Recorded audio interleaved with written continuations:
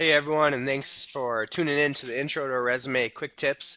Today we are going to be doing a short run through of just some basic things with your resume to go ahead and get started on creating one for yourself. If you would rather tune in to the full resume writing webinar, that's also on our YouTube channel. But for now, we'll just stick to our quick tips. All right, first off, what's a resume? It's a formal presentation of your job applicant's education, skills, and experience. If you look over here, we have Jane's resume. You can see that she has chosen to include her name, career objective, core competencies, professional experience, education, and additional skills. You don't have to stick to these categories. You can include some of them. You can include different ones. We'll talk about that in just a moment. But what else could it look like? Well, you could stick with more of the chronological type of resume. That's really good if you have a lot of work experience. So if you've been out of school for a while and perhaps have worked a number of career jobs. If you're still in school and you don't have a lot of work experience, I'd suggest you go with more of the functional.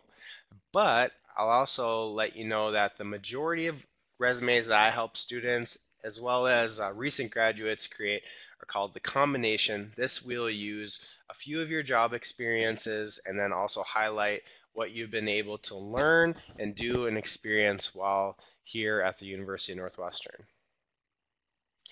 Things to think about. What makes a solid resume? First, a solid resume is clean and easy to understand.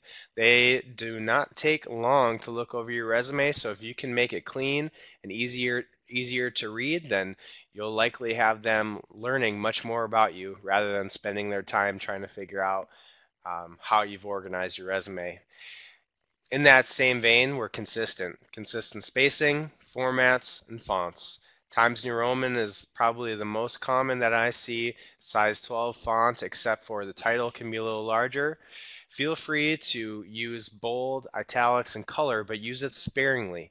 Those things are used to make things stand out. If you use them too much, things no longer stand out. Professional, think professional. Note that it means something different if you're looking for an accounting job compared to a graphic design job. Graphic design, as you can imagine, is much more colorful, much more unique. Accounting is much more straightforward, and the majority of resumes are going to fall in this category of more straightforward. Generally in reverse chronological order. That might sound like a strange phrase to you, but it basically means your most recent experience is at the top, followed by your second most recent, third most recent, so on and so forth. This is the big one I want to push you on. Please keep it to one page, especially if you're a recent college graduate. One front-sided page is sufficient to highlight the different aspects of your life and experiences that you think would be interesting to the person that could be hiring you. Exceptions would be ministry and education. These tend to move over to two pages in our resume, and we can talk about that more later.